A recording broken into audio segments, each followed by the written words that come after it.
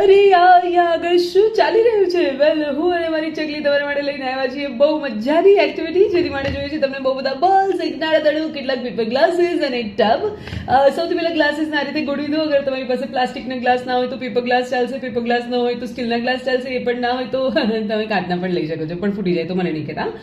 તમારી પાસે બોલ્સ હોવા જોઈએ બહુ બધા. અગર નથી તો તમે ડુંગળી, ટમેટા, બટેટા, કોબી થોડું વધારે થઈ ગયું, એ ગોઠવી દો. એને પછી એક ટબમાં આ રીતે દોરી બાંધીને તમારી ચકલીને બેસાડી દો.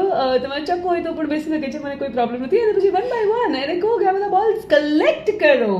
તમે red, pink, yellow, blue, green એવા નામ બોલતા જાઓ અને તમે છોકરા છોકરીને કહેતા જાઓ કે એ લોકો જલ્દીથી પિકઅપ કરે અને એમાં ભેગા કરતા જાય.